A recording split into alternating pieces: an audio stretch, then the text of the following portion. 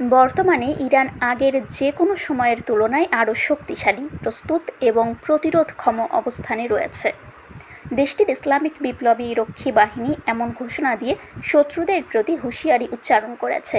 বাহিনীটি জানিয়েছে, শত্রুপক্ষের সব ধরনের গতিবিধির ওপর তাদের পূর্ণ গোয়েন্দা নজরদারি রয়েছে এবং যে কোনো হুমকি বা আগ্রাসনের জবাবে তারা দ্রুত, কঠোর ও অনুতাপজনক প্রতিক্রিয়া জানাতে প্রস্তুত। বৃহস্পতিবার প্রকাশিত এক বিবৃতিতে আইআরজিসি এই মন্তব্য করে। প্রেস টিভির প্রতিবেদনে বলা হয়, অপারেশন ট্রু প্রমিস 3 এবং ইরানের ভাষায় দ্বিতীয় আরোপিত যুদ্ধ এর বার্ষিকী উপলক্ষে বিবৃতিটি প্রকাশ করা হয়।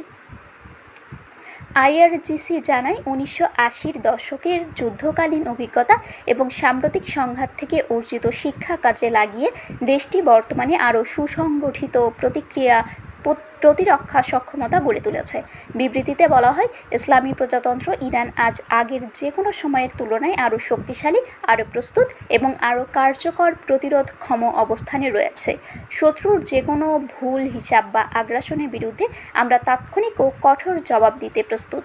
বিবৃতিতে আরও দাবি করা হয়, সাম্প্রতিক সংঘাতে যুক্তরাষ্ট্র ও ইসরায়েলের কৌশলগত হিসাব ভুল প্রমাণিত হয়েছে এবং ইরানের সামরিক অভিযানের ফলে আঞ্চলিক শক্তির ভারসাম্যে পরিবর্তন এসেছে।